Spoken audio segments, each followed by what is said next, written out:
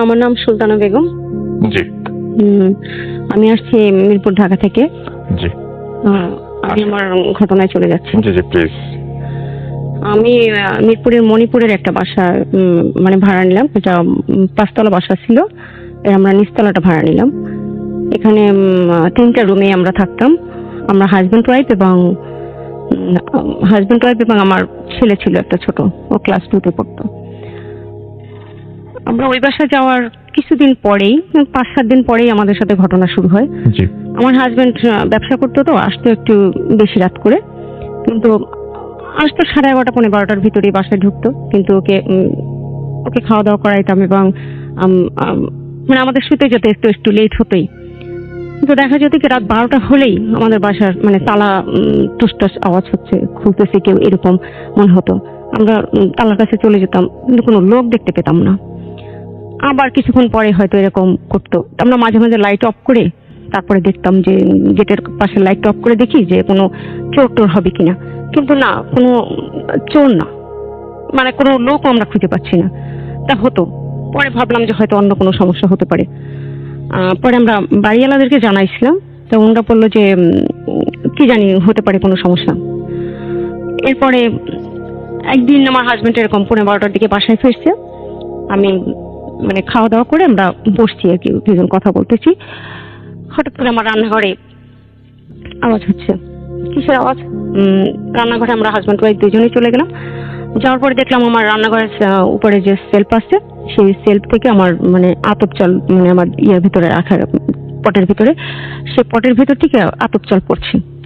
কিভাবে পড়লো, মানে মুষ্টি ধরে ধরে উপর থেকে যেভাবে ফেলানো হয় ঠিক ওইভাবেই পড়ছে। কেউ নাই সেখানে? না না, কেউ সেখানে নাই, কিন্তু আমার চালগুলো ওখান থেকে মানে ঝুরঝুর করে পড়ছে। পরে আমি আমার হাজবেন্ডকে বললাম যে তুমি চালের এটা পটটা ধরে নিচে রাখো। পরে নামায় নিচে যখন রাখা হলো তখন আর মানে পড়ছে না। তো কোনো জায়গায় আমার ইঁদুরও ছিদ্র করে নাই বা মুখটাও খোলা ছিল না, অথচ আমার চালগুলো ঝুরঝুর করে পড়ছিল। মনে হচ্ছিল যে কে যেন হাতে করে উপর থেকে ছাড়ছে, এরকম। এরপরে রাতের বেলা একদিন আমরা শোয়া, আমার ছেলে আমার পাশ থেকে চিৎকার করে উঠছে। আমার ছেলে তখন ছোটই, ক্লাস 2-তে পড়ে। হঠাৎ করে চিৎকার করে উঠলো। আমি বললাম কি হয়েছে? আম্মু দেখো দেখো, তোমার পাশে একটা লোক, সাদা কাপড় পরা, লাল আর কপালে সিঁদুরের ফোঁটা দেওয়া একটা মহিলা বসে আছে, দেখো না তুমি। আমি বললাম কোথায়? নাই তো। হ্যাঁ, পরে আমি মানে বুঝতে পারলাম যে হয়তো অন্য কোনো সমস্যা। আমি মানে দোয়া দুরূদ পড়ে, আয়াতুল কুরসি পড়ে ওকে মানে ফু দিতেছিলাম। হঠাৎ করে আমি মানে একদম শক্ত হয়ে গেছি, মানে আমি আর নড়াচড়া করতে পারছি না। বুঝতে পারছি না যে আমার এরকম কেন হলো। আমি এত চেষ্টা করছি যে আমি মানে একদিক থেকে আরেক দিকে ঘুরে তাকাবো, সে তাকাইতেই পারতেছি না। মানে আমার শরীর এরকম একদম হার্ড হয়ে গেছে। তো কি করবো আমি, আর মানে ভয়ও লাগতেছে যে এরকম কেন আমার হচ্ছে। আমি ডেফিনেটলি কখনো মানে এই জিনিসগুলো ভয় করতাম না, কারণ আমার বাবার বাড়িতে আমি একাই থাকছি। আমাদের একদম জঙ্গলের পাশে বাড়ি ছিল, চারিদিকে জঙ্গল ছিল, কিন্তু কখনো আমাদের সাথে এরকম হয়নি। তা আমি মানে অতটা ভাব ফিল করিনি যে না এরকম কেন হবে। কিন্তু আমি একদম হার্ড হয়ে গেছি, মানে নড়াচড়াই করতে পারছি না। তা হঠাৎ করে মধ্যে আমার হাজবেন্ড আর কি নড়ে ওঠার পরে মানে আমি আবার স্বাভাবিক হয়ে গেছি। তখন তার সাথে কথাগুলো শেয়ার করলাম যে এই ঘটনা কি। তা বলছে ওকে দোয়া দূর করে বিছানার চারিপাশে ফু দিয়ে তারপরে শো। বাস শুইলাম। আর রাতের বেলা আর ওই দিনের কিছু হয় নাই, কিন্তু আমার এর পরের যে রুমটা, যে আমার যে বড় যে বেডরুমটা, ওইটার এই সাইডে বড় একটা আর কি করিডোর ছিল লম্বা করে। ওখানে ঝুমঝুম ঝুমঝুম ঝুমঝুম নুপুরের আওয়াজ। সে নুপুর পায়ে দিয়ে যাওয়া আসা করতেছে এরকম মনে হচ্ছে। কিন্তু আস্তে আস্তে আমরা যখন ওখানে মানে চুপচাপ হয়ে যাইতাম দুজনেই, কিন্তু কোনো লোক দেখতাম না। কে যাচ্ছে, কোথায় যাচ্ছে সেটাও বুঝতে পারতাম না। কিন্তু বারান্দার ভিতর দিয়ে দৌড়াচ্ছে বা বারান্দার বাইরে দিয়ে দৌড়াচ্ছে এরকম মনে হচ্ছে, বা নাচতেছে এরকম। হ্যাঁ, এরকম প্রায় দিনই আমাদের মানে রাত্র 12টার পরেই এই সমস্যাগুলি দেখা যেত। তারপরে আর আমাদের টয়লেটের দরজা ঠাস করে একসময় লেগে গেছে এরকম, কিন্তু কোনো লোক নেই, আমরা গেলে আর দেখতে পেতাম না এরকম। পরে আমরা মানে বাড়িওয়ালাদের বারবারই বলি, কিন্তু ওনারা স্বীকার করে না কোনো কিছু যে ওনাদের এখানে কোনো সমস্যা আছে। আমি পাশে ফ্ল্যাটেও জিজ্ঞেস করলাম, ওরাও বলে যে হ্যাঁ মাঝে মধ্যে না আমাদেরও সমস্যা হয়, কিন্তু আমার ফ্ল্যাটে বেশি। পরে আমি এখনই মণিপুরের বাবা হুজুরের মসজিদ আছে, ওই মসজিদের ওখানে গিয়ে ওই হুজুরের কাছে বললাম যে উনি নাকি খুব বুজুর্গ এক লোক। ওনার কাছে বলার পরে উনি ইয়া করলো, মানে সরাসরি ওনার সাথে দেখা করা যায় না, অন্য লোকের মারফতে গেছি, গিয়ে আর কি বললাম, পরে উনি তাবিজ দিল আর ইয়া দিল, পানি পড়া দিল, কিন্তু তাতেও আমার কোনো ফল সেরকম হচ্ছিল না। মানে একটু কম, মানে বিল্ডিং এর ভিতর কম হচ্ছে, কিন্তু আমার বারান্দা দিয়ে ঠিকই চলাফেরা করতেছে এবং বারান্দার বাইরে দিয়ে এসে দৌড়াদৌড়ি করতেছে। আর মাঝে মধ্যে মানে আমাদেরও সমস্যা হচ্ছে, মানে আমাদের শরীরেও সমস্যা হচ্ছে এরকম। আমার ছেলে হঠাৎ করে একদিন মানে ভয় পেয়ে চিৎকার করছে, আম্মু আম্মু, দিনের বেলা দুপুরে, আম্মু আম্মু দেখো দেখো, তোমার নাকটা এত বড় কেন, তুমি দরজা খুলছো কেন, এত জোরে জোরে দরজা খুলছো কেন?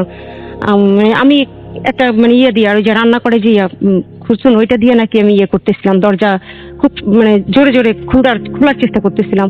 তো উনি বললো যে তুমি দরজা খোলার চেষ্টা করতেছো কেন, তোমার নাক এত বড় হয়ে যাচ্ছে কেন?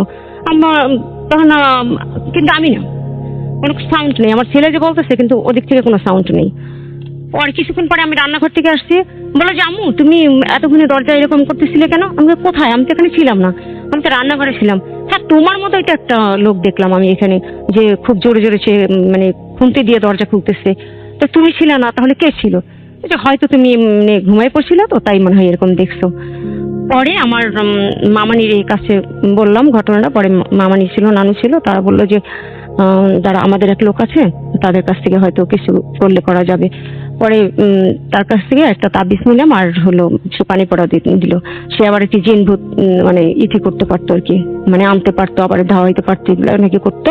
তার কাছ থেকে পরে আনার পরে ওই তাবিজটার উপরে আর কি আল্লাহ লেখা ছিল, ওইটা আমরা সাথে নেওয়ার পরে আর আমাদের মানে ফ্ল্যাটের ভিতরে কোনো সমস্যা হতো না, কিন্তু বাইরে দিয়ে বা বারান্দার ভিতর দিয়ে হতোই। ওই মানে যতদিন আমি বিল্ডিং এ ছিলাম ততদিনই মানে মনে হয় যে নাচ গান করতেছে, ঝুমঝুম ঝুমঝুম আওয়াজ করে, মানে কেউ না কেউ ওখানে আছে এরকম একটা। ওখানে কেউ হয়তো আছে, কিন্তু আমরা গেলে দেখতে পেতাম না, মানে আমাদের চোখের বাইরে নজরে আসতো না আর কি, এরকম। পরে আমি 1.5 বছর এই বাসায় ছিলাম, এরপরে আমার মানে খুব খুব ভয় লাগতো যে এরকম কেন হচ্ছে। আবার হাজবেন্ড তো সারাদিন বাসায় থাকতো না, ছেলেটা স্কুলে চলে যেত। পরে আমরা ওই বাসা ছেড়ে দিয়ে অন্য বাসায় চলে গেছি। এই হলো আমার ঘটনা। Thank you very much. আমরা চলে যাচ্ছি আমাদের পরবর্তী অতিথির কাছে। আপনার নামটা প্লিজ একটু বলবেন, তারপর আপনার ঘটনায় যাবো আমরা।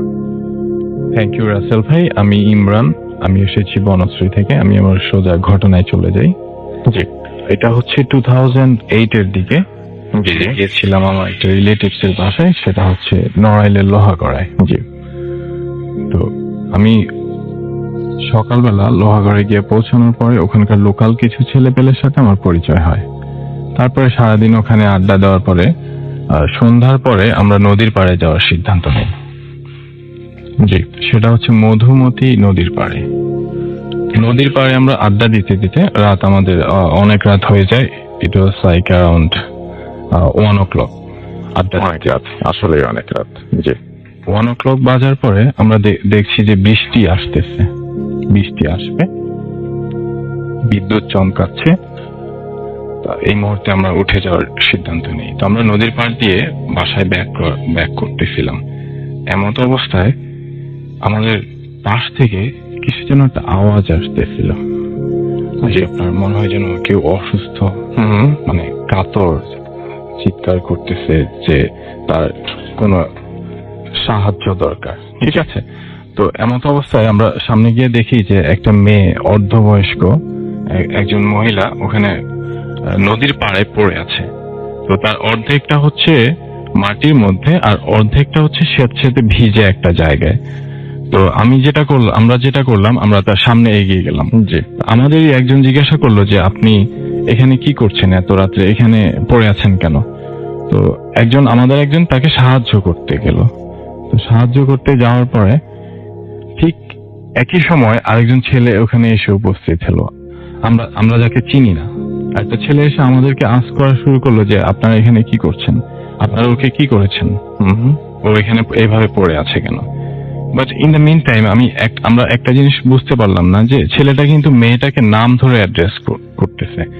বাট আমরা মেয়েটার কাছে আগে এসে পৌঁছাই। ছেলেটা অবশ্যই মেয়েটাকে চিনে, যেহেতু নাম ধরে অ্যাড্রেস করতেছে। ছেলেটা আমাদেরকে একটু ধমক দিল, বাট মেয়েটা আমাদের কাছে হেল্প চাইলো, যে তাকে আমরা যাতে হেল্প করি। বাট এরকম একটা পরিস্থিতিতে আমাদের ওখানে থাকাটা পসিবল ছিল না, যে ছেলেটা আমাদেরকে চলে যেতে বলতেছে, বাট আমরা যদি এখান থেকে চলে যেতে পারি, হয়তো অনেক রাত হয়ে গেছে, একদম নিরিবিলি জায়গা, নদীর পাড়, ভয়ঙ্কর একটা পরিস্থিতির সৃষ্টি হয়ে গেছে। আমরা খুবই ভয় পাচ্ছিলাম দ্যাট টাইম। তো আমরা চলে যাওয়ার সিদ্ধান্ত নেই। আমরা তিনজনই ওখানে ওই জায়গাটা লিভ করি। আমরা 5-6 মিনিট হাঁটার পরে বলা ভালো যে আমরা যে জায়গাটায় ছিলাম নদীর পাড় থেকে আমাদের বাসার দূরত্বটা ছিল অলমোস্ট 3 কিলোমিটার হবে। পরবর্তীতে আমরা ওখান থেকে যখন 5-6 মিনিট হেঁটে বাড়ির উদ্দেশ্যে যাচ্ছিলাম, ঠিক সামনের দিকে যাওয়ার পরে দেখি যে ছেলেটা আমাদের সামনে। আমরা খুব দ্রুত হেঁটে যাচ্ছিলাম, ছেলেটা আমাদের সামনে থেকে বিপরীত দিক থেকে সামনে আসলো। আসার পরে ছেলেটা আমাদেরকে বলতেছে যে তোমরা এখনো যাও নাই, তোমরা এখনো কেন যাচ্ছ না, তাড়াতাড়ি তোমরা লিভ করো। ঠিক আছে, তোমাদেরকে তাড়াতাড়ি যেতে বলছি, তোমরা তাড়াতাড়ি যাও। আমরা আরো বেশি ভয় পেয়ে গেলাম, কি হচ্ছে এইসব আমাদের সাথে, হোয়াটস গোয়িং অন। আমরা খুব এবার আমরা দৌড়ানোর প্রস্তুতি নিলাম যে না, আমরা এখানে এই পরিস্থিতি আর থাকবো না। হ্যাঁ, অবশ্যই পালাতে হবে, কারণ বিষয়টা অনেক ভয়ঙ্কর। নদীর পাড়ে একটা ঘটনা ঘটলো, তাদেরকে আমরা ওখানে দেখলাম, এখন এখানে এসে দেখি সে আমাদের সামনে। আমরা তখন দৌড়াচ্ছি মোটামুটি রাত্রেবেলা, তখন 1 o'clock এরকমই হবে। তো দৌড়ানোর পরে সামনে গিয়ে দেখি যে মেয়েটাকে আমরা নদীর পাড়ে দেখছি ঠিক সেই মেয়েটা আমাদের সামনে। সে আপনার টাইপ অফ গুজো হয়ে আমাদের সামনে দাঁড়িয়ে বলতেছে যে আপনার গুজো হয়ে দাঁড়িয়ে আছে, ওর চোখগুলা ঝলসানো, কাদা মাখা শরীর, আর হচ্ছে রক্তাক্ত অবস্থায় সে আমাদের সামনে দাঁড়িয়ে যে বলতেছে যে তোমাদেরকে থাকতে বলছি, আমাকে বাঁচানোর জন্য তোমরা চলে আসছো, তোমরা কেন চলে আসছো আমাকে ছেড়ে। দ্যাট টাইম পরিস্থিতিটা এরকম হয়েছিল যে আসলে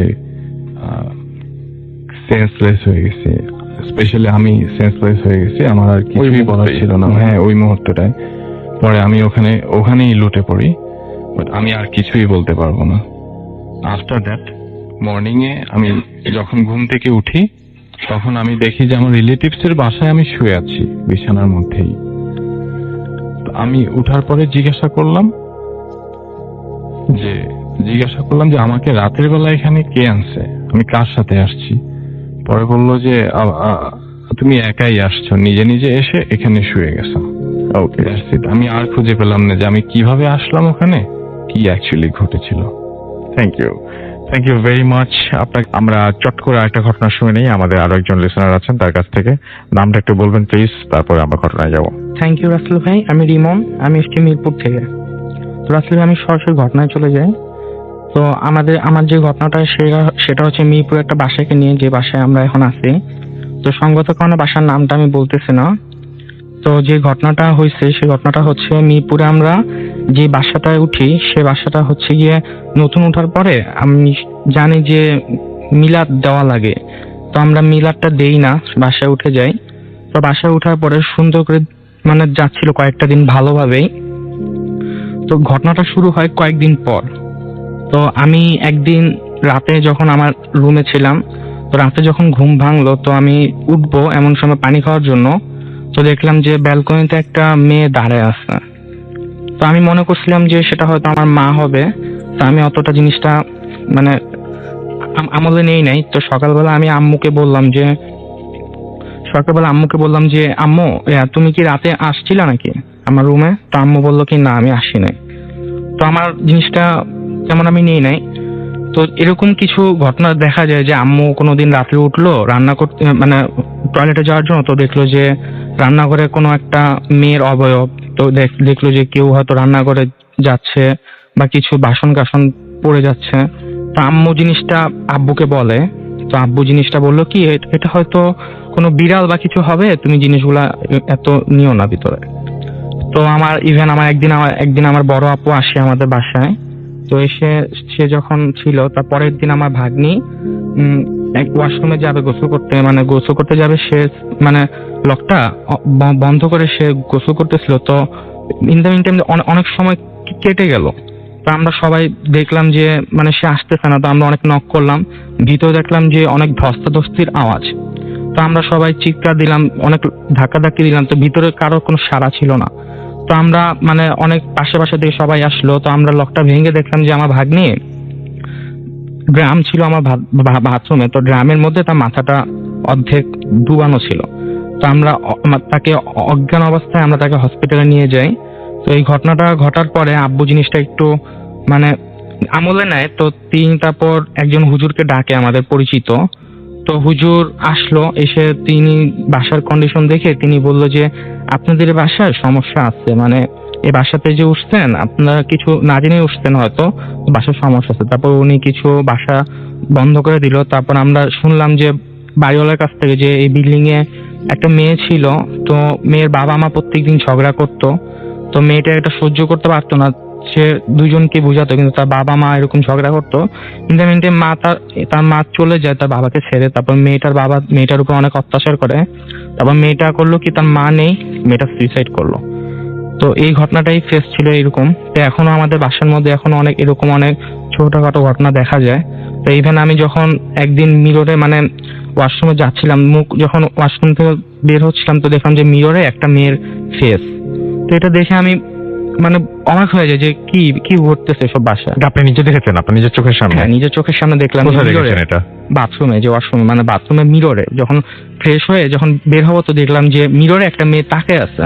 এটা আপনার বাসায়? হ্যাঁ, আমাদের বাসায়। ও, এটা আপনার ফ্যামিলি মেম্বার জানে? হ্যাঁ হ্যাঁ, কাউকে জানিয়েছেন? হ্যাঁ বলছি, বাবাকে বলছি।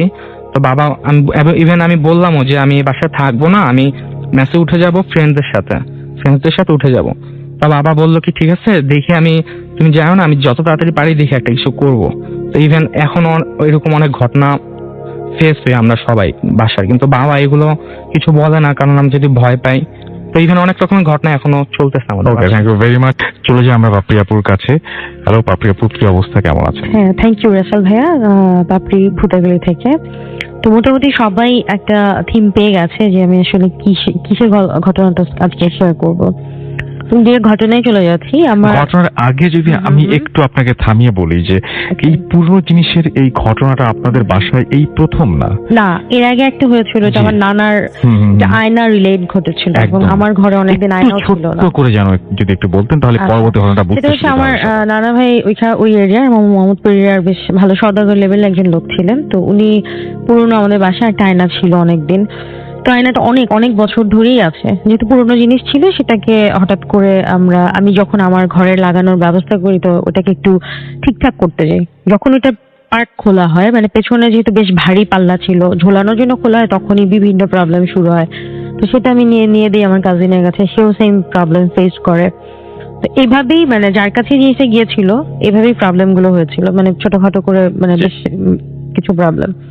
ওটা একটা ছিল, এবং ওই ভয় থেকে আমার ঘরে অনেকদিন আয়না ছিল না, যেটা হচ্ছে সেই আয়নার স্টোরিটা ছিল আমাদের বাসায় আগে ঘটেছিল। এবং সেই আয়না সরিয়ে দিতে হয়েছে? হ্যাঁ, সরিয়ে দেওয়া হয়েছিল, এবং লাস্ট কোথায় কি আপডেট ছিল সেটা আমরা জানতে পারিনি। আচ্ছা, ওকে, তাহলে আমরা এখন ঘটনায় চলে যাই। হ্যাঁ, তো সেম ভাবে আমার বাবার কিছু পুরনো জিনিস কেনার বাতিক ছিল। মুখোশের কথা বললেন, মুখোশ না হলে এই ধরনের কোনো স্টাফ, পুরনো জিনিস এরকম আগেও কিনে নিয়ে আসে। তো আমার ম্যাট্রিক পরীক্ষা জাস্ট কিছুদিন আগে দিয়ে 2006-07 ঘটনা, উনি টেবিল দুটো টেবিল আমার স্টাডি রুমটা আলাদা করা হয়, দুটো টেবিল আর একটা সিঙ্গেল বেড নিয়ে আসে, পুরনো একদম কালো রঙের পুরনো অ্যান্টিক। তো দেখে আমি ভীষণ চটে যাই যে হঠাৎ এরকম বড় বড় বেখাপ্পা, একদম বেশ বড় বড়, এগুলো আনার কোনো অর্থই ছিল না। তো 2-3 দিন ফেলে রাখার পরে ওটাকে ঘরে নিয়ে যাওয়া হয়, এবং আমি মোটামুটি ফ্রেশ করে ওটাতে যেদিন থেকে শো স্টার্ট করি আমার ঘুমের প্রবলেম শুরু হয়ে যায়। এমনি স্লিপিং ডিসঅর্ডার ছিল, কিন্তু আমি তখন ঘুমোতে পারি না, অস্বস্তি হয়, পড়াশোনার অবস্থা খারাপ। তো বাবা বললো হয়তো বেড চেঞ্জ হয়েছে, ঘুম হচ্ছে না। আচ্ছা ঠিক আছে, আমরা তাহলে এটাকে একবারে প্রপারলি ঠিক করে নিই। তো ওভাবে কার্পেন্টার আনা হয়, টেবিল দুটো ঠিক করা হয়, হাইটে বেশ বড় ছিল, ওগুলো পায়ে কাটা হয়। এবং আমার বেডটার সামনে যেটা ছিল সেটা হচ্ছে উঁচু থাকে, মানে পুরোনো খাটগুলো সামনের দিকটা উঁচু করা থাকে, কিছু পড়ে না যাওয়ার মতো এরকম। তো ওটা কেটে ফেলার জন্য ওটা বাদ দেয়। যখন একবার কাটা হয়েছে, যেহেতু এটাকে পুরোটা সেট আপ করতে হবে, খাটের ভেতরে মাঝে যে চালনিগুলো থাকে ওইটা যখন উঠানো হয়, পুরোটা দেখা যায় যে একটা আলাদা আরেকটা কাঠ দিয়ে পুরোটা জোড়া, এটা নর্মালি থাকে না খাটে। যেহেতু সেটিং করতে হবে, ওইটাও খোলার পর সেটার ভেতরে একটা খুব পাতলা একটা বই পাওয়া যায়। বইটা পাশে সরাই রেখে কাজ করতে থাকে। যখন ওই পার্টগুলো কাটা হয়, লম্বা উঁচু যে পার্টগুলো, ওটার ভেতরে ফ্রেম করা খাঁজ কাটা একটা ফ্রেমের মধ্যে আংটি পাওয়া যায়। যে ছবিটা দিয়েছি সেই, আচ্ছা, এইরকম একটা আংটি। আপনারা গেলে কিন্তু আপনারা মানে ফেসবুকে গেলে সেই ছবিটা দেখতে পাবেন। হ্যাঁ, এই আংটিটা পাওয়া যায়। তো কার্পেন্টার এটা নিয়ে একটু কথা বলতে চাইলে, যেহেতু পুরোনো খাট একটা, উনি ভাবছে মহামূল্যবান কোনো কিছু, এরকম দামি কোনো কিছু না কিন্তু এটা। বাবা আংটি বা এই জিনিসগুলো বুঝতো, এটা দেখে উনি জিনিসগুলো সরায় ফেলে, বইটা আর আংটিটা সরায় ফেলে। তারপর খাট ঠিক হয়ে যায়, আমিও আমার মতো চলতে থাকি। কিন্তু সমস্যাটা যেটা হয়, বাবা ফেস করতে থাকে এখন আমাদের ফ্যামিলিতে। আমরা নিজেরা দেখি যেটা, যে বাবার বিজনেসে প্রবলেম হচ্ছে, বাবা জবের অফিসে প্রবলেম হচ্ছে, ফিজিক্যালি তো ইনজুর আছেই, ওনার প্রবলেম গুলো বেড়ে যায়। ফাইনালি যেটা হয়, উনি স্বপ্নগুলোতে ওনার বেশি প্রবলেম হয়। ওই যে ধরনের স্বপ্নগুলো দেখে সেটা মানে গুলো এই ধরনের ছিল যে স্বপ্নগুলা উনি দেখছে যে বাজে কিছু ওনাকে কেউ একজন ইনস্ট্রাক্ট করছে, লাইক মসজিদের সামনে বা চার রাস্তার মোড়ে কোনো একটা কিছু জবাই করে সেটার ব্লাডটা ঢেলে দিয়ে আসতে হয়, মানুষের চলার পথে রক্ত ছিটিয়ে দিয়ে আসতে হবে, বা কোনো মন্দিরের পাশে যে কোনো একটা কিছু করতে হবে। মানে এই ধরনের ছোটখাটো অনেক ইনস্ট্রাক্ট করে, বাট অ্যাজ এ মুসলিম আর অ্যাজ এ হিউম্যান ইউজুয়ালি এটা কেউ করবে না। তো বাবা জিনিসগুলো চেপে যায় এবং ওনার প্রবলেম হতে থাকে। এই কথাটা উনি আমাদের বাবার এক পীর ভাই ছিলেন, দাদন কাকা, ওনার সাথে নর্মালি কথা বলে। তো বলার পরে উনি বলে, আচ্ছা ভাই, এটা অনেক সময় হয় যে প্লেস চেঞ্জ করলে বা ঠিক হয়ে যায়, আমি নিয়ে দেখি। তো উনি নিয়ে দেখার পরে যেটা হয়, যে যেদিন বাবা ওনাকে জিনিসটা দিয়ে দেয় তার 2-3 দিনের মধ্যে বাবা স্ট্রোক করে, কার্ডিয়াক অ্যারেস্ট হয়। ঠিক আছে, কারণ তাকে ইনস্ট্রাকশন গুলো দেওয়া হয়েছিল, সে সেগুলো ফলো করেন এবং হাত বদল হয়। ওকে, নর্মাল ঘটনা, এখন পর্যন্ত নর্মাল। তো এটা দেওয়ার পরে দাদন কাকা সেম স্বপ্নগুলো দেখতে থাকে। ওনার গ্যারেজ ছিল, রিক্সার গ্যারেজ ছিল এরকম। আর উনি যেটা লাস্ট, মানে অনেক ছোটখাটো স্বপ্নগুলোর মধ্যে মানে কাছাকাছি একটা স্বপ্ন দেখে যে ওনার মেয়ের ঘরে বাচ্চা হয়েছে, সেই নাতির হাতের থেকে রক্ত, 1 ফোঁটা রক্ত নিয়ে কোন একটা পুতুলের কপালে লাগাতে হবে। আচ্ছা, এরকম। তো এটা তো উনি করবেই না, কারণ আমাদের মুসলিম হোক আর যেই হোক, এই ধরনের মানে বাজে কাজগুলো কেউই অ্যালাউ করে না, রাইট, করবে না এটা। তো বাবা যখন একটু সুস্থ হয়ে বাসায় আসে, বাবার সাথে কথাগুলো বলে। তো বাবা বলে যে আচ্ছা, এই বিষয়টা নিয়ে এবার ভাবতে হবে, তো তুমি কি করতে চাচ্ছ বলো, আমি দেখি। আচ্ছা, বাবা বলো ঠিক আছে, আমরা তাহলে এটা নিয়ে পরে ডিসাইড করবো যে আমরা কি করব। যেহেতু বাবা কিছুটা সিক, সময় নেয়। এরপরে দাদন কাকা বাবার সাথে ডিসকাস না করে, ওনার গ্যারেজে একজন লোক আসতেন হিন্দু মতন, ওনার সাথে চাটা খেতে এসে ওনাকে আংটিটা হাত বদল করে। কথায় কথায় যেহেতু জিনিসটা একটু জানাজানি হয়, এরকম প্রবলেম হয়, হাত বদল করার সপ্তাহখানেক বা 15 দিনের মধ্যে ওনার সেই মেয়ের বাচ্চাটা মারা যায়। এখানেও সেকেন্ড ঘটনা হলো যে হাত বদল হলো, যারা তার ইনস্ট্রাকশন মানলো না, এখানে আরেকটা ক্ষতি হলো, বড় ধরনের ক্ষতি হলো। তো সেই হিন্দু ভদ্রলোক নিয়ে যাওয়ার 1.5-2 মাস আর কোনো খবর নেই, কোনো খারাপ খবর নেই, সবকিছু ভালো চলছে। খোঁজ নেয় যে ভাই আপনার প্রপার্টিজ নিয়ে যে প্রবলেম ছিল সেগুলো, হ্যাঁ এগুলো সব সমাধান হয়ে গেছে, আমার জেঠু মারা গেছে, আমার বড়দা মারা গেছে। তো তখন চাচা এসে বাবার সাথে কথাটা বলে যে ভাই, আমি তো আপনাকে না বলে আংটিটা আসলে সেই হিন্দু ভদ্রলোককে দিয়ে দিয়েছি। তো বাবা বলে, তুমি এটা কেন করলে? তো তারপরে যেটা উনি বলে যে ঠিক আছে, তো ওনার কোনো প্রবলেম না, তবে ওনার যে প্রবলেম গুলো ছিল সেগুলো কিন্তু কেটে গেল। অন্য কারোর ডেথ হচ্ছে, মানে অন্য কারোর ক্ষতি হচ্ছে, মানে সে হয়তো এই জিনিসগুলোতে কোনো খারাপ কোনোভাবেই হয়তো সেই জিনিসগুলো সাধন করছে, এটা নর্মাল ওয়েতে না হয়।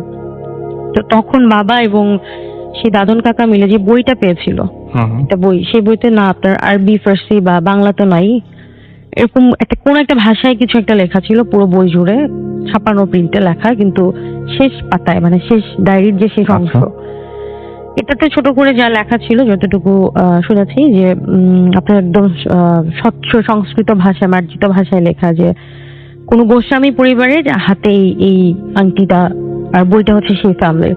আচ্ছা, তো খাটটা করতে গেছে সেটা তো আর আমাদের পক্ষে জানা পসিবল হয়নি, মানে ওই ফ্যামিলির যিনি লিখেছেন সেটা তারও আগের, উনি হয়তো বা সেই জিনিসটা পেয়েছিলেন, মানে তার উত্তরসূরি কেউ। এবং ওই আংটিটা গাছ কাটতে যে ওনাদের ওনাদের নিজেদের গাছ কেটে ফার্নিচার বানায়, গাছের গুড়ির মধ্যে জিনিসটা পাওয়া যায়, যে কোন একটা গাছের কোরের মাঝখানে, কোর যেটা আমরা বলি, গাছের মধ্যখানে, এই কাঠের মধ্যেই এই জিনিসটা থাকে। আচ্ছা, তো হয়তো সে সেটা তার বাসায় রেখে যায় বা যাই হোক, কিন্তু ওই লোকটা তখন প্র্যাকটিস করে কি করে না আমি জানি না, উনি হয়তো ধারণা করে, যেটা আমরা বুঝতে পেরেছি পরে, বা বাবা যেটা বলেছে যে বইটা আর জিনিসটাকে বন্ধ করে রাখাটাই মনে হয় বেটার হবে, যার ফলে, এবং ওটা যেহেতু ওনাদের দুজনের মাধ্যমে দেখলো যে হাত ঘুর বদল হওয়ার পরে ক্ষতি হচ্ছে, যার ফলে সে তার নিজের কাছেই রাখলো এবং বাট বন্ধ করে রাখলো। তো ওটা ওইভাবেই ছিল, এরপরে তো আবার ওপেন হলো। আচ্ছা এবং এটাও বলা হয় যে এই জিনিস ভিতরে কখনোই লুকায়িত থাকবে না, বা এইরকম ভাষায় কিছু একটা লেখা থাকে যেটা আবার উঠে আসবে। এটা হচ্ছে শেষ ওয়ার্ড, শেষ সেন্টেন্স ছিল যেটা। আচ্ছা তো এরপর সেই হিন্দু ভদ্রলোকের কাছে বাবা বলে যে যে করেই হোক ওর কাছ থেকে নিয়ে আসতে হবে, কারণ ও ওর কার্য সিদ্ধি করছে ঠিক আছে, কিন্তু কারোর ক্ষতি হচ্ছে, এটা আমাদের নিয়ে আসতে হবে। তো দাদন কাকা অনেক কিছু করে ওনার কাছ থেকে জিনিসটা নিয়ে আসে রিকোয়েস্টের পরে। ইউজুয়ালি দিতে চায় না, যেহেতু তার লাভ হচ্ছিল। সে নিয়ে আসার পর বাবা এবং কাকা ওনারা মিলে, যেহেতু ওনারও এখানে একটা বাচ্চা মারা গেছে, তো আসলে কারোরই এখন আর সেরকম ভয় জিনিসটা নেই, মাটিতে পুঁতে ফেলে ওনার গ্যারেজের পাশে একটা জায়গায়, যেখানে রিক্সা টিক্সা ঠিক করে ওই পেছন সাইডে পুঁতে ফেলে আংটিটা। আচ্ছা তো এরপরে যেটা হয় 2-3 দিন পরেই বা সপ্তাহখানেক হবে, ওনাদের এক মিস্ত্রি থাকে, উনি অনেক পুরনো বিশ্বস্ত লোক, উনি এখানে কাজ করতে যে শাবলের মধ্যে আবার সেই আংটিটা উঠে আসে। তো শাবলের মধ্যে যখন আংটিটা উঠে আসে, এবং যেহেতু সেই মিস্ত্রি ভদ্রলোক জানতেন এই আংটির ঘটনাটা, তো সাথে সাথে তার হাতে দিয়ে দেয়। এরপরে চাচা বাবা এবং ওরা ডিসাইড করে যে না, আমাদের এটাকে এখন কি করতে পারে। এরপর সেই মিস্ত্রি ভদ্রলোক একটা সলিউশন বলে যে ভাই আমরা একটা কাজ করতে পারি, এটাকে আরেকটা সেম আংটি বানাই। যেহেতু আংটিটা ভেতরে ফেললেও প্রবলেম, যে এটাকে ঢেকে রাখছে বা মানে নষ্ট করার চেষ্টা করছে প্রবলেম হচ্ছে, আবার সরিয়ে দিলেও প্রবলেম হচ্ছে, আবার এটা যে ইনস্ট্রাক্ট দিচ্ছে সেটা আমাদের করা সম্ভব না। তো সেম আরেকটা আংটি বানানো হয়। বানিয়ে তারা যেটা ডিসাইড করা যে আমরা এটা একটা বাসার পেছনে, ওনারা সিদ্ধান্ত নিয়ে বাসার পেছনে ওই আংটিটাকে, দুটো আংটি একসাথে পুঁতে ফেলে। আচ্ছা দুটো, যেটা নিয়ে এই প্রবলেম হচ্ছে সেই আংটিটা, সেটাও, এবং যেটা নতুন করে বানানো হ্যাঁ, হয়েছিল যেটা- সেটাও। সেটাও পুঁতে ফেলে। এবং 2 থেকে 3 দিন পরে যেটা তারা একটা মার্ক করে রাখে যে আমরা এখানে এই পুরোনোটার এখানে নতুনটা রাখা হয়, নতুনটা তারা তুলে ফেলে। তো তাদের আর কি ধারণা যে যদি কিছু থেকে থাকে হয়তো তাকে কিছুটা হলেও মানে ডাইভার্ট করা যাবে, কোনো একটা ডাইমেনশনে ফেলে দেওয়া যাবে যে জিনিসটা আটকানো হয়েছে। তো এবং তাদের কাজ মোটামুটি ঠিক হয়, কিন্তু জিনিসটা ওই যেখানটাতে দেয় ওর মধ্যে আপনার প্রায় 8-9 মাসের মধ্যে আর কোনো প্রবলেম হয় না, কারোর কিছু হয় না। তবে 8-9 মাস পর এখান থেকে একটা গাছ বের হয়, আস্তে আস্তে আর কি গাছটা বড় হয়, গাছের চারা বের হয়। সেটা হচ্ছে আপনার নারকেল গাছ। তো ওটার নারকেল গাছ আমি যতটুকু জানি মানে না কেউ পুঁতে দিলে সেটা হয় না, কিন্তু নারকেল গাছটা এখানে হয়। এখন ওটা কাটার আসলে কারোর শক্তি সাহস কোনটাই হয় না, যে দরকারও নেই। আর যেটা একটা অ্যাবান্ডন প্লেস, মানে একটা বাড়ির সাইড কর্নারে ফেলেছে, হবেও না। রাইট ওই গাছও বড় হচ্ছে এবং ওয়াল ভেদ করে ঘরের ভিতর দিয়ে গাছটা স্টিল এক্সিস্ট করছে, গাছটা এখনো আছে।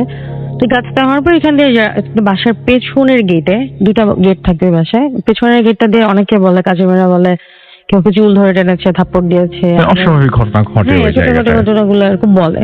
তো যার ফলে ওই গেটটা পুরোপুরি ওয়াল টেনে দেওয়া হয়, এবং ওয়ালটা গাছটা না কেটে, মানে এই বাড়ির সীমানায় অর্ধেক, ওই বাড়ির সীমানা অর্ধেক, মানে বাঁকা হয়ে আপনারা দেখবেন এখনো পুরোনো কিছু এরিয়াতে গাছ কিন্তু কাটে না, বাড়ির ভেতর দিয়ে এরকম একটা গাছ হয়েছে। তো লাস্ট আপডেট পর্যন্ত যেটা হচ্ছে আমার আব্বু মারা গেছে, দাদন কাকাও তো মারা যায় এরপরে, আর গাছটা এখনো আছে। তবে গাছের যে বাড়ির সীমানায় পড়েছে ওই বাসাটা নিয়ে আর কি আপনার কেস চলছে, সম্ভবত ওদের পক্ষে রায় যাবে। আচ্ছা কোনো কনস্ট্রাকশন বা বিল্ডার্স দেওয়া হয়েছে, আবারও গাছটা কাটা পড়বে, মাংটিটা আবারও বের হবে। কিন্তু পরবর্তীতে কার আসলে মানে বিপদ হবে বা কি হবে সেটা আর বলা মুশকিল। বলা যাচ্ছে না। হ্যাঁ, আর যে আংটিটা ছবিটা দিয়েছি সেটা হচ্ছে দাদন কাকার ছেলের কাছে আছে, সেই কপি আংটিটা, মানে যেটা করে রাখা হয়েছিল কবর দিয়ে। মানে এটা বলা হচ্ছে এটা অলওয়েজ লাইভ থাকবে, হ্যাঁ, গাছের মাধ্যমে হোক যেভাবেই হোক বের হয়ে আসবে, বের হয়ে আসবেই। বের হয়ে আসবে। ওকে, এই হচ্ছে ব্যাপার। Thank you very much. চলে যাই ঘটনায়। আপনার নামটা প্লিজ একটু বলবেন, তারপরে আপনার ঘটনায় যাব আমরা। ধন্যবাদ ফুয়াদ। আমি ফুয়াদ বলছি ভৈরগুড়ি থেকে। জি আমার ঘটনাটা হচ্ছে আমার ফ্রেন্ড জিতু, ওর দাদার আর কি একটা স্টোরি। ওদের গ্রামটা ছিল হচ্ছে আপনার মানিকগঞ্জ এলাকায় আর কি, ওনার পাটুরিয়া সাইডের একটা আর কি ঘটনা, চর এরিয়াতে। ওর দাদা ছিল হচ্ছে গ্রামের আর কি নাম করা একজন ওঝা। উনি জিন সাধনা করতো আর কি, গ্রামের সবাইকে আর কি উপকার করতো, জিন টিন বশ করে, বদ জিন। দেন সবসময় উনি কাজে যাওয়ার আগে বাড়িটা শক্ত করে মানে বেঁধে তারপরে উনি ওনার কাজে যেত। বাট হঠাৎ একদিন একটা তার ডাক আসে, মানে গ্রামের একটা গুরুত্বপূর্ণ একটা ব্যক্তির মেয়ের আর কি প্রবলেম হয় হঠাৎ হঠাৎ আর কি, মানে তাকে হয়তো জিনে আসর টাসর করে এই টাইপের কিছু। পরে উনি হঠাৎ করে তাড়াহুড়াতে, তখন প্রায় রাত 7-8টা বেজে যায়, তাড়াহুড়া করে উনি চলে যায় ওনার বাসায়, ওই ব্যক্তির বাসায় চলে যায়। গিয়ে উনি আর হঠাৎ করে যেহেতু ওনার চলে যেতে হয় সেদিন আর কি উনি ওনার বাড়িটা বেঁধে যেতে পারে না, যার ফলে উনি চলে যায়। যাওয়ার পরে ওই জিনটার সাথে আর কি উনি বদ জিনটাকে বসে আনতে পারে এবং উনি জায়গা থেকে কোনো রকমে সেই যাত্রা থেকে সেই মেয়েটাকে মুক্ত করে। জিনটা যাওয়ার আগে ওনাকে বলে যায় যে আমি গেলাম তোর বাসায়, ঠিক আছে, তুই তো থাকতে দিলি না, আমি গেলাম, জাস্ট এই মেসেজটুকু দেয়। দিয়ে তারপরে ওই ওঝাটা তো উনি তো জানেই যে উনি ওনার মানে বাসাটা সবসময় বেঁধে রেখে আসে যাতে কোনো খারাপ কিছু বাসায় না ঢুকতে পারে। এবং বাসায় উনি এরকমও বলে দিয়ে যায় আর কি, ওনার বাসায় যখন কাজে যায় তার আগে বলে দেওয়া যায় যে আমি যতক্ষণ বাসায় না আসবো ততক্ষণ কেউ বাসা থেকে বের হবা না, আর হচ্ছে বাসা তো বেঁধে রেখে গেলাম।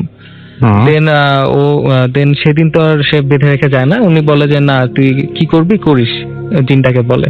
জিনটার সাথে সাথে উনার বেশ ধরে বাসায় চলে আসে। আর হচ্ছে উনি যখন অন দা ওয়েতে থাকে তখন উনি মনে করে যে ওনার বাসাটা তো সেদিন উনি তাড়াহুড়ায় না বেঁধে চলে আসছে। তারপর বাসায় আসার পরে যেহেতু আর বাসার লোকজনও জানে যে বাসাটা উনি বেঁধে রেখে যায়, তো উনি একমাত্র উনি ঢুকতে পারবে বাসায়, বাদে কিছু ঢুকতে পারবে না বাসায়। তো ওনার ওয়াইফকে এসে বলে যে আমাকে একটু পানি দাও, আমি একটু ফ্রেশ হব। বলার পর ওনার ওয়াইফ আসে, এসে পানি দেয়। পানি দেওয়ার পরে দেখে যে উনি ঠিকই পানি নেওয়ার পরে মানে জিনটা ওনার বেশে আসে। আসার পরে কি করে, উনি তো সবসময় ওয়াশরুমের দিকে যায় মানে ফ্রেশ হওয়ার জন্য, উনি মানে পিছনে ক্ষেতের দিকে আর কি উনি যেতে থাকে। তখন ওনার বউটা বুঝে যে না কোনো একটা প্রবলেম আছে, কারণ সবসময় উনি ফ্রেশ হয়ে ঘরে ঢুকে, উনি ওদিকে কেন যাচ্ছে পাত্রটা নিয়ে পানির। পরে এটা মনে করে উনি দৌড়ায় পিছনে চলে আসতে থাকে, ওনার হাতের মানে লণ্ঠনটা নিভে যায়। আর হচ্ছে উনি ঘরে ঢোকার আগে ওনাকে টান দিয়ে নিয়ে বাসার পাশের পুকুরটাতে মানে ডুবাতে থাকে। আর উনি যখন ডুবাতে থাকে তখন মানে চিৎকার করে একবার ওনার মেয়েকে ডাকার মানে সুযোগ পায়, যার ফলে ওনার মেয়ে আর মেয়ের জামাই দৌড়ায় গিয়ে ওনাকে দেখে যে উনি মানে সাঁতরাতে পারছেন আর কি, ডুবে যাচ্ছে। অ্যাকচুয়ালি ওনাকে ডুবাচ্ছিল। পরে উনি ওনাকে গিয়ে আনতে উনি ওইখানে অজ্ঞান হয়ে যায়। বাসায় আসার পরে এতক্ষণে চলে আসে ওনার হাজবেন্ড, ওঝাটা চলে আসে, ওর মানে ফ্রেন্ডের দাদা চলে আসে। এইসব কাহিনী দেখে উনি কোন রকম তার বউকে আর কি রেস্কিউ করতে মানে সক্ষম হয়। তারপরেও ওনার আর কি কিছু কিছু মানে যেহেতু এত বড় একটা ধকল ওনার উপর দিয়ে গেছে, উনি তারপরেও একটু মানে অন্যমনস্ক হয়ে যায়, মানে পাগল হয়ে যায় আর কি, মানে স্বাভাবিক জীবন আর ফিরে আসতে পারে। দেন কিছুদিন পরে ওনার হঠাৎ করে আর কি ওনার মেয়ে আর কি সকালবেলা রাতের বেলা আর কি খুঁজে পায় না কোথাও, ঘুমে 3-4 দিন পরে আর কি ঘুমের থেকে উঠে দেখে যে ওনার মেয়ে নাই ঘরে। দেন কিছু সব জায়গায় খোঁজার পরে ওনাদের বাসার পাশে যে ল্যাট্রিনটা ছিল ওটাতে গিয়ে দেখে যে ওনার মানে মেয়ের মাথাটা ল্যাট্রিনের আর কি কমোডের মধ্যে ঢুকানো, আর হচ্ছে বডিটা বাইরে খাড়া অবস্থায় পড়ে আছে। দেন ওই দিক থেকে উঠায় এবং ওঝাটা বুঝতে পারে, সবাই দেখে গ্রামের যে এরকম একটা প্রবলেম হচ্ছে ওনাদের বাসায়, ওই বুঝতে পারে। পরে কোন রকমের মেয়েটার আর কি সৎকার কাজ করে, কবর টবর দেয়। তারপরে তেমন কিছু থাকে না। তারপরে কিছুদিন আর কি ওই মেয়েটার আর কি ওই যেখানে ল্যাটিনের কাজটা হয়েছিল মানে উনি মেয়েটা আর কি মারা গিয়েছিল, ওদিক থেকে মাঝে মধ্যেই সন্ধ্যার পরে আত্মনা আর কি ভেসে আসতো কান্নার। দেন তখন তারপরে আর হচ্ছে ওই ওঝাটা স্বপ্ন দেখতে থাকে যে আমি তোর প্রতিশোধ নিব বা তোর ফ্যামিলির কাউকে বাঁচতে দিব না। দেন তারপরে ওনার ওয়াইফ তো একটু এরকম অন্যমনস্ক হয়েই থাকে। কিছুদিন পরে 2-3 মাস পরে আপনার পুকুরে হঠাৎ করে দুপুরবেলা উনি আর কি গোসল করতে যায় পুকুরে এবং বলে যায় যে আমি একটু গেলাম একটু শাওয়ার নিয়ে আসি আর কি, গোসল করে আসি, এরকম কিছু একটা বলে যায়। যাওয়ার পরে বাসার লোকজন আর কি অপেক্ষা করতে থাকে, দেখে আধা ঘন্টা 1 ঘন্টা 2 ঘন্টা গেছে উনি আসে না। তারপর আর কি সবাই খোঁজাখুঁজির পরে ওই পুকুরের আশেপাশে গিয়ে দেখে যে পুকুরের পাশ ঘেঁষে আর কি একটা পা দেখা যাচ্ছে, আর হচ্ছে আর যখন আনতে যায় ওনাকে ওইখান থেকে গিয়ে দেখে যে ওনার মাথাটা ওই মাটির মধ্যে ঢুকানো আর ওর শরীরটা ভাসতেছে পানিতে। তারপরে আর কিছু হয় না, ওই দিক থেকে নিয়ে এসে ওনাকে কবর দেওয়া হয়। আর তারপরে আর ফ্যামিলিতে তার আর কেউ বাঁচে না। তার 8 থেকে 10 বছর পরে ওই ওঝা যে মানে ওর দাদাটা উনি মারা যায়। মারা যাওয়ার পরে ওনাদের বাসায় তেমন আর কেউ কিছু দেখে না, বাট হচ্ছে মানে হঠাৎ করে মানে প্রায়ই দেখা যায় যে কেউ বাসায় বসে আছে বা হচ্ছে হাঁটতেছে। বাট এটা কি ওই মানে পুরাতন ওই আত্মাটা, অতৃপ্ত আত্মা বা জিনটা, না হচ্ছে ওর দাদাই ওনাদের সেভ করার জন্য বাসায় থাকে, এটা আর কি কেউ জানে না। Okay. এটাই story. Thank you so much. চলে আসছি আমাদের পরবর্তী অতিথির কাছে। আপনার নামটা প্লিজ একটু বলবেন, তারপর আপনার ঘটনায় যাবো আমরা। থ্যাংক ইউ আসল ভাই, আমি জয়, বরিশাল থেকে আসছি। এবার ইন্টার এক্সাম দিয়েছি, বর্তমানে আমি ঢাকা ভার্সিটি কোচিং করতেছি। ওকে। ঘটনাটা 2 বছর আগের, তখন আমি ইন্টার ফার্স্ট ইয়ারে পড়তাম। তো ক্লাস অফ ক্ল্যান খেলার অভ্যাসটা খুব বেশি ছিল, তার জন্য রাত জেগে ক্লাস অফ ক্ল্যান খেলতাম। আচ্ছা। তো এমনই একদিন এক রাতে 2:30 থেকে 3টার মতো বাজে। তো নেক্সট দিন পড়া ছিল, কোচিং ছিল, তার জন্য আমি রাতে ঘুমানোর ট্রাই করবো, এই জন্য ফোনটা চার্জে দিয়ে বাথরুমে গেলাম ঘুমানোর প্রস্তুতি নেবো। তাই বাথরুম থেকে বের হওয়ার পরেই কাহিনীটা শুরু হলো। আমার রুমের জানলা খোলা ছিল অ্যাজ ইউজুয়াল, ফ্যান তখন ছাড়ার দরকার ছিল না, বিকজ তেমন একটা গরম ছিল না। তো দরজাটা খুলে যখন ভিতরে ঢুকলাম, মনে হলো যেন একটা রেফ্রিজারেটরের মধ্যে আমি ঢুকছি, ফ্রিজের মতো ঠান্ডা আবহাওয়া গিয়ে গেছে। জ্যোৎস্না ছিল ভালো, তার জন্য রুমটা ভালো মতো দেখা যেত। সব থেকে ইন্টারেস্টিং জিনিস হলো যেটা আমি রুমে ঢোকার সাথে সাথে দেখলাম, আমার বেডে একজন শুয়ে আছে এবং ফোন টিপতেছে। ফোনের আলোতে তার ফেসটা সম্পূর্ণ ঠিকভাবে দেখা যাচ্ছিল। কাছে গিয়ে দেখলাম ফেসটা আর কারো না, আমারই। আপনারই ফেস? হ্যাঁ, আমার ফেস, টোটালি আমার ফিগার, আমার ড্রেস আপ, সে শুয়ে শুয়ে ফোন টিপতেছে। তো দেখে আটকে উঠি, বাট চিৎকার করতে পারিনি, জায়গায় দাঁড়িয়েছিলাম। এমনকি সেও আমাকে দেখে, আমি তাকে যেভাবে তাকিয়ে গেছি সে আমাকে দেখতে সেভাবে তাকিয়ে আছে। সে সাথে সাথে উঠে পড়ে এবং অবাক হয়ে আমাকে জিজ্ঞেস করে, কে তুমি? আমি তখন কোনো অ্যান্সার দিতে পারিনি। সেই সাথে সাথে একটা চিৎকার দিয়ে ওঠে। আসলে নিজের চিৎকার যে এতটা ভয়ঙ্কর আমি আগে কোনোদিন দেখিনি, বুঝতেও পারিনি। আমিও চিৎকার দিয়ে উঠি, সাথে সাথে বাসার সবাই ঘুম থেকে উঠে যায়। মা দৌড়ে আসে রুমে, দৌড়ে এসে ওয়ের জিনিসটা হলো সে দৌড়ে এসে, তারা কেউ আমার কাছে আসলো না, মানে আমি ইনভিজিবল ছিলাম। তারা দৌড়ে সেই ফিগারটার কাছে যেয়ে বললো, কি হয়েছে বাবা, চিৎকার করছিস কেন? তো জাস্ট কোনো কিছু বলার শক্তি ছিল না, তাকিয়ে রইলাম। সে জাস্ট আমার দিকে পয়েন্ট করে বললো যে কে ও, ওকে। সাথে সাথে আমি নোটিস করলাম যে আমি সেন্সলেস হয়ে যাচ্ছি, এক কথা সেন্সলেস হয়ে গেলাম। তো জ্ঞান যখন পেল তখন আমি সামথিং জোনাকি বা ঝিঝি পোকার ডাক শুনতে পাচ্ছিলাম। তখন চোখ মেলে দেখলাম আমি খোলা আকাশের নিচে। আগেই বলেছি আমি বরিশালে থাকি। বরিশালে শ্মশানঘাটটা যারা দেখছেন তারা বলতে পারেন যে অনেক বড় একটা এরিয়া নিয়ে শ্মশানঘাটটা, এবং অসংখ্য জায়গায় সমাধি আছে। আর হিন্দুদের সমাধি হয় ছোট আকারে, বাট একটা স্ট্রাকচার করা হয় যেটা 8 থেকে 10 ফিটের মতো বেশি উঁচু করে। আচ্ছা আচ্ছা আচ্ছা, ওখানে আমার জ্ঞান ফিরলো। তো হালকা কাদা কাদা টাইপের মাটির উপর আমি শুয়েছিলাম। তো উঠে দাঁড়ালাম, দেখলাম যে আমার সামনে একটা সমাধি করা, সদ্য করা হয়েছে, সিমেন্টটা শুকায়নি। তাতে একটা নেম প্লেট দেওয়া থাকে, যেটা যার সমাধি তার নাম লেখা থাকে, তার মাতার নাম, পিতার নাম এবং তার জন্মসাল, মৃত্যুসাল দেওয়া থাকে। আচ্ছা। তো আগে জ্যোৎস্নার আলো ছিল ভালো, তাই নেম প্লেটটা খুব উজ্জ্বলভাবে দেখা যাচ্ছিল। আমি নেম প্লেটের দিকে তাকালাম, তাকিয়ে দেখলাম যে নেম প্লেটের দিকে আমারই নাম লেখা, এবং আমার বাবার নাম, আমার মার নাম, আমার জন্মসাল এবং আমার মৃত্যু সালটা ছিল 2014, যেটা 2 বছর আগে, তখন 2014 চলছিল। আচ্ছা। সাথে সাথে আমার বডিটা জাস্ট প্যারালাইজের মতো হয়ে যায়। আমার খুবই স্বাভাবিক। বডিতে কোনো কন্ট্রোল থাকে না, আমি জাস্ট মাটিতে পড়ে যাই, বাট সেন্সলেস হই না। আমার চোখ খোলা থাকে। কতক্ষণ পড়েছিলাম এভাবে আমি জানি না, কোনো চিন্তা ভাবনা করার মতো এনার্জি ছিল না, আমি জাস্ট তাকিয়েছিলাম। অনেকক্ষণ পর বডিতে যখন আবার এনার্জি ফিরে পাই, আমি একটা চিন্তা করলাম যে এখান থেকে তো আমি আমার বাসা চিনি। আমার বাসা ওখান থেকে হাইয়েস্ট হলে 1.5 কিলোমিটার দূরে হবে, যেটা হেঁটে গেলে 2 ঘন্টার মতো লাগতে পারে। আচ্ছা। তো বরিশালের শ্মশানঘাটটা যারা গেছেন তারা জানেন যে শ্মশানঘাটটা অনেক পেঁচানো রাস্তা আছে, যেটা গুলিয়ে যাওয়া খুবই স্বাভাবিক। আমি ওখানে হাইয়েস্ট হলে 2বার কি 1বার গিয়েছিলাম। আমি ঠিক মতো চিনতাম না রাস্তা। আমি সরাসরি উঠে যত শক্তি আছিল দৌড় দিলাম একটা। দৌড়ে আমি কিভাবে বের হয়েছি আমি জানি না, আমার হাত পা অনেক জায়গায় কেটে বেটে গেছে, তাও আমার খেয়াল ছিল না। তো শ্মশানঘাট থেকে বের হয়ে গেট পার হয়ে আমি দৌড় দিলাম বাসার উদ্দেশ্যে। তো ওখান থেকে বের হয়ে পটুয়াখালী আর ঢাকার একটা হাইওয়ে আছে যেটা দিয়ে অলওয়েজ নাইট কোচ যায়। আমি সেই রাস্তা ধরে যাচ্ছিলাম যাতে কোনো গাড়ি গুড়ি কিছু দেখতে পাই। আচ্ছা। বাট মনে হইতেছিল যেন টাইমটা স্টপ হয়ে আছিল, কোনো কিছু একটা কুকুর মানে রিক্সা নেই, একটা গাড়ি নেই, একটা বাস নেই। তো অনেকক্ষণ হাঁটতে থাকলাম, প্রায় 2 থেকে 3 ঘন্টা হয়ে যাবে, বাট আমার পথ শেষ হতেছিল না, যেখানে 2 ঘন্টা লাগতো টপস।